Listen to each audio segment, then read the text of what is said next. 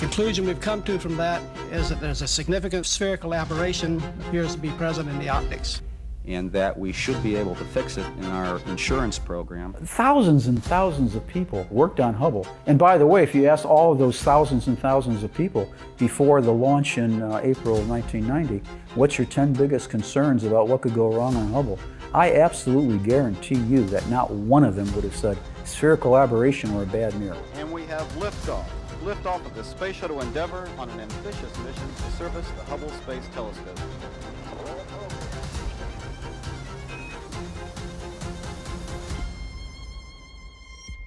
Spherical aberration is a problem in the surface structure of the mirror. The mirror is supposed to be ground to a perfect parabola where all parallel light coming down comes to one focus.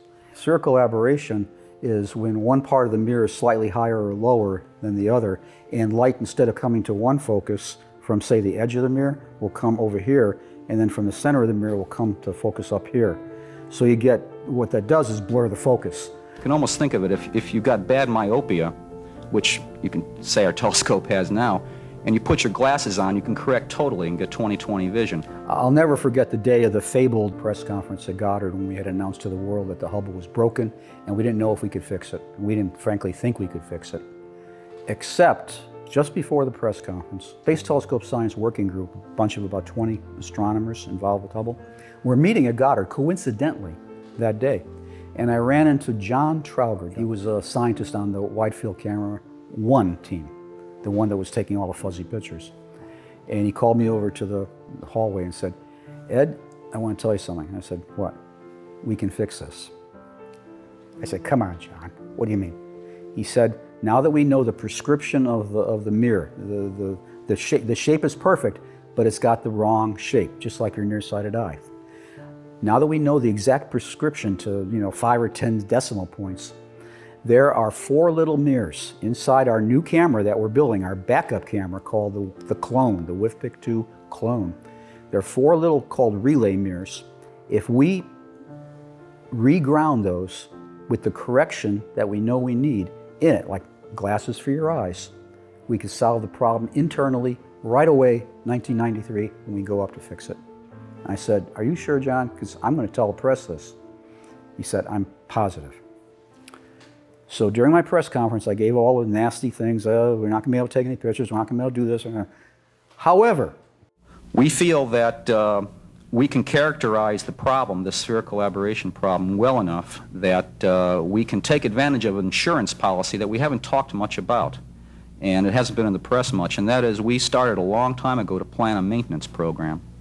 That is, every 3 years we plan to go up with the space shuttle, change out instruments, change out things that broke. Before launch, if you had said what would be success, I would say 50% and the WIFPIC. But the WIFPIC had to be. CoStar by itself I don't think would have made the difference, but WIFPIC, images. People aren't going to believe a spectra. Think about it. Would people believe a nice beautiful spectrum fixed the Hubble Space Telescope, or a picture of the Eagle Nebula? I leave it to the audience.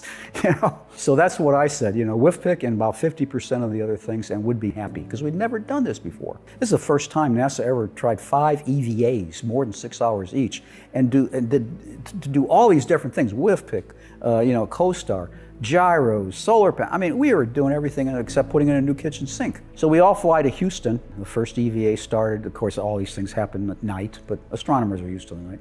Every night it became like a dream sequence. Because every night they'd start, they'd get this done, that done, WIFPIC went in. Next night they got CoStar in. Next night they got gyros in. By the end of the 5th night, we're looking at each other like, are we dreaming or did this happen? Did we just do 5 successful EVAs and fix everything? So we came back from Houston like on top of the world. But it was like, it was like you had major eye surgery and the operation was a success, but you still had the bandages on. And we had to take the bandages off sometime. We're all looking at this monitor when the picture was taken, and it was just a real rich star field. And what we're hoping not to see is a bunch of fuzzy stars with all kinds of weird rays coming out of them, like there used to be in spherical aberration. So the image started coming up, and this is an old cathode ray tube, so it's, I know this is technology that some of the young people in the audience don't know what I'm talking about, but it took a while for the image to build up. And we first saw a little bright star in the center, and then some fainter stars came up.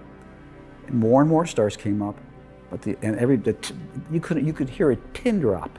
You could have heard an atom drop on the floor. It was so quiet.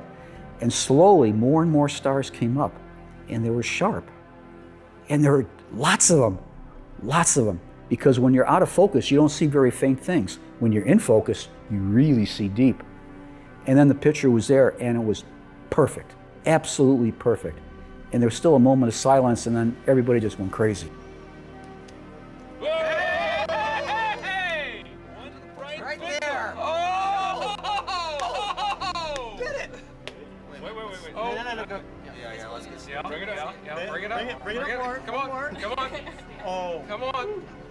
Not bad. That's it. There you go. And I can't describe it. Everybody was just hugging each other, crying, tears, Somebody came in with champagne, It was just a moment I'll never forget as long as I live.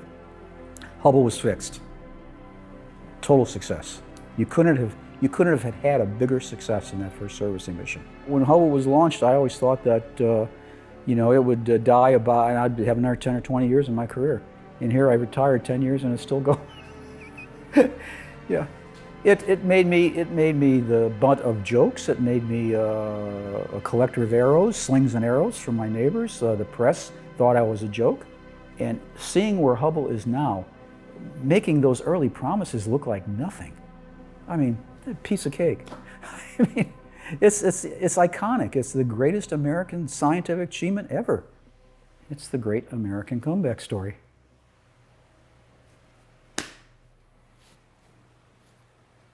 We should be able to fix it in our insurance program. I think we're all committed. Nobody's walking away. I think we're all committed to work on it and do it right.